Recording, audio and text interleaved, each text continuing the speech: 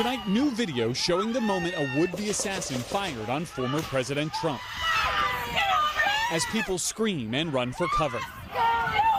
The new video coming to light as FBI Director Chris Wray shared shocking new details of the shooting investigation in testimony before a House committee.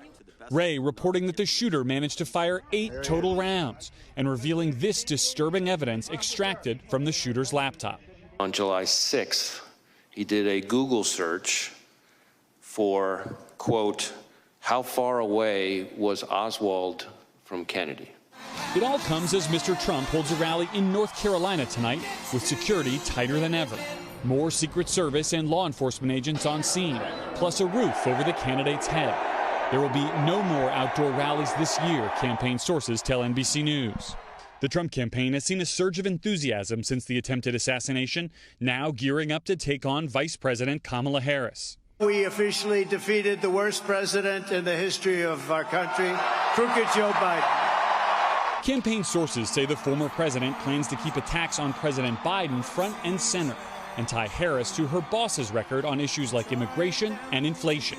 She'll destroy our country if she's elected, so we won't let her be elected. We can't let that happen. Mr. Trump boasting to reporters Tuesday she'll be easier than Mr. Biden to defeat. She's the same as Biden, but much more radical. She's a radical left person, and this country doesn't want a radical left person to destroy it. And saying he'd be open to multiple additional debates. Mr. Trump also attacking Harris in starkly personal language on social media as a liar and, quote, dumb as a rock, posting this image contrasting headlines about her racial identity with no other context.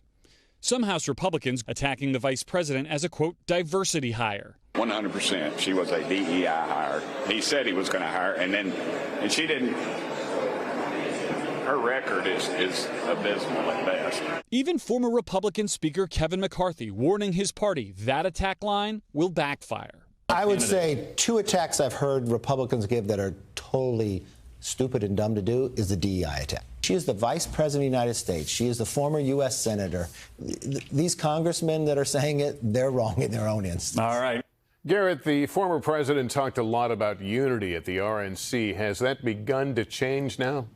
I would say so, Lester. The former president very much on the attack tonight in North Carolina against Kamala Harris, even jokingly asking his crowd for permission to not be so nice anymore.